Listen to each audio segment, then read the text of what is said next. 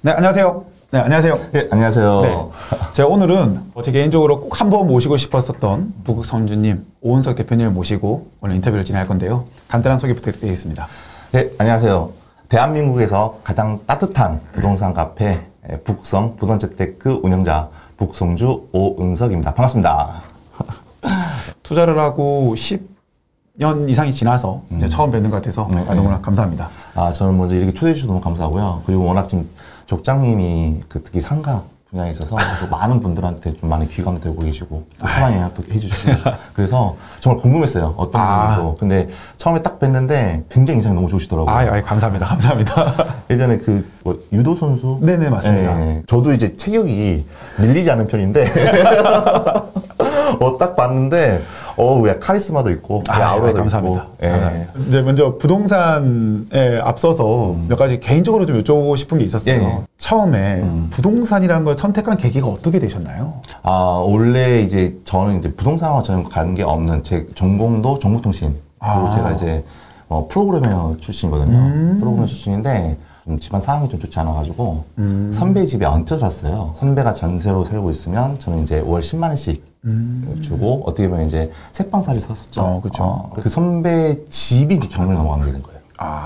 그 전세 보증금 500만 원을 찾겠다고 시작한 게 이제 계기가 됐는데 저희 선배는 그 보증금에 대해서 그렇게 크게 생각하지 않더라고요. 저한테는 500만 원 엄청 큰 돈인데. 그렇죠.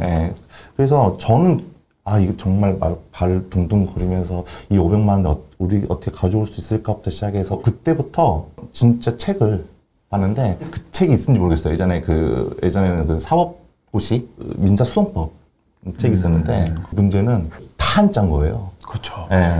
근데 이제 제가 한자 익숙하지도 않고 그거를 하나하나 이제 찾아가면서 이 500만 원을 우리가 지킬 수 있다는 것도 알게 됐고 입찰을 해서 우리가 낙찰을 받을 수도 있다는 것을 알게 된 거죠.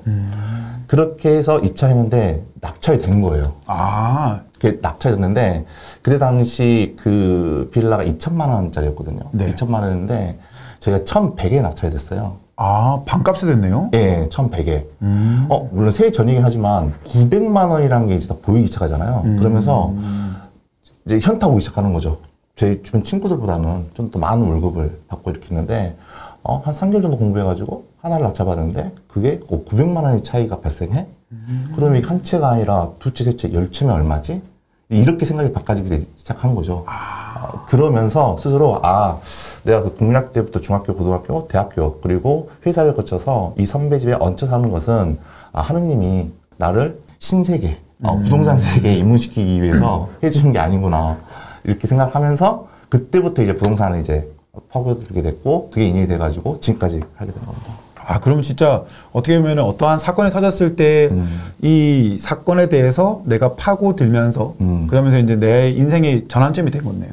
그렇죠. 근데 파고드는 거에 이제 가장 큰 핵심은 돈이었죠, 사실은. 돈이었고, 굉장히 어떤 가난한 삶을 좀 살아왔던 거였고, 그래서 부자가 되고 싶어가지고 열심히 공부했었고, 그리고 어쩌면 좋은 회사 들어갔는데, 막상 회사에 들어가 보니까, 거기 계시는 부장님이 그때 당시에 나이가 한 45 정도 됐거든요. 그런데 주말도 없고, 휴일도 없고, 저의 한 20년 후의 모습이 저런 모습일까? 생각하니까 이제 막막하기 시작했던 상황이었고, 보통 사람들은 회사에 딱 들어가고 이렇게 하면 자기 룰모델 있잖아요. 그렇죠. 그러면 나 20년 후는 내가 얼마만큼 성장해 있고, 얼마만큼 어떤 부자가 돼 있고, 또 어느 위치에 올라가 있고, 이런 것들에서 어떤 동경에 대한 부분을 갖고 들어가는데, 막상 현실은 그렇지 못하더라고요. 그분도 연봉이 거의 1억 정도 아마 넘었을 거예요. 그때 당시에도. 그럼에도 불구하고 항상 내가 명예퇴직에 대한 고민을 하고, 그런 모습 보니까 내가 이 회사를 계속 다닌다고 하더라도 나한테 어떤 경제적 자유를 얻는 거는 쉽지 않겠구나. 그게 결과적으로 퇴사와 함께 그리고 이런 그 경매 낙찰 이벤트가 같이 합쳐지면서 과감하게 이제 퇴사를 하고 여기에 시작하게 된 거죠. 대선이 끝났고 이제 윤석열 후보가 대통령이 대선이 되셨는데 이 공약대로 한다 그러면 어떨까요?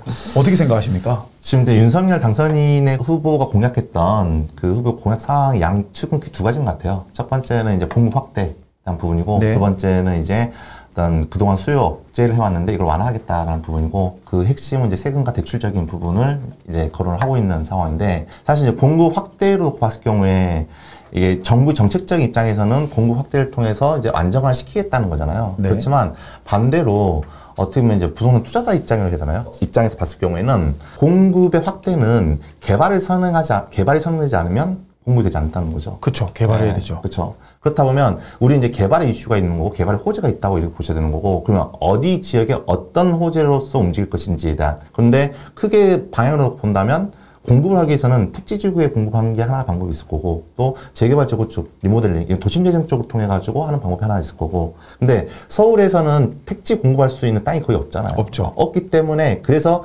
재개발 재건축 심지어 리모델링까지 좀 이슈가 되고 있는 그런 상황인데 결과적으로 그 재개발 재건축을 통해서 공급을 하기 위해서는 현재 지금 묶여 있는 여러 어떤 그 규제들 특히 뭐 재건축만 놓고 본다고 하더라도 재건축은 입구와 끝이 다 막혀 있는 상황이거든요. 들어가는 입구, 절차 입구는 안전진단. 네. 안전진단부터 막아놨기 때문에 진행이 안 되는 거예요. 예. 또 이걸 무사히 통과해가지고 진행한다 하더라도 마지막 출구, 즉 재초안, 재건축 초과이익 환수가 있기 때문에 이게 또 추진이 안 되는 거예요.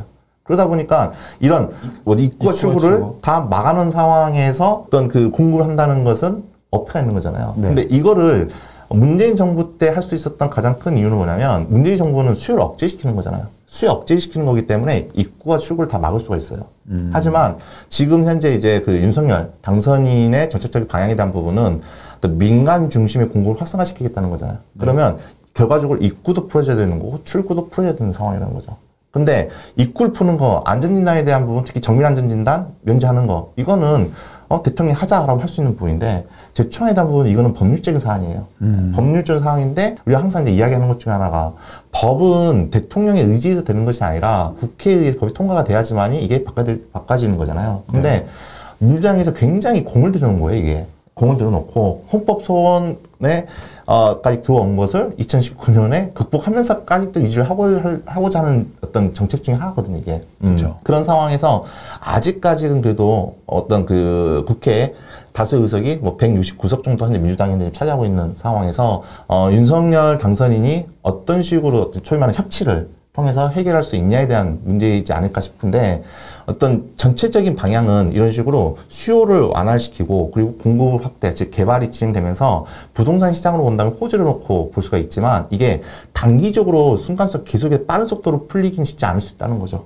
법률적으로 해결할 수 있는 문제들이 굉장히 많이 있는 부분이 있고 아직도 그래도 민주당이 갖고 있는 부동산 정책의 기조와 국민의힘이 지금 계획하고 있는 부동산 기조에 대한 차이가 있기 때문에 그 간극을 얼마만큼 이렇게 좁힐 수 있냐가 가장 큰 관건이지 않을까라는 생각이 듭니다. 그럼에도 불구하고 단기적으로 뭐 시장 상황이 굉장히 불안정해지고 이렇게 말씀드릴 수는 없겠지만 윤석열 당선인의 정책적인 방향이 이제 구체화되면서 하나씩 발표를 할 때마다 이런 어떤 호재적인 부분, 그다음에 대출 세금이 완화되는 부분 이런 것들 좀 맞물리면서 지금 현재 굉장히 꽉 막혀 있는 어떤 거래 절벽 현상 이런 부분들은 다소 좀 해소될 수 있지 않을까 좀 그렇게 기대하고 있습니다.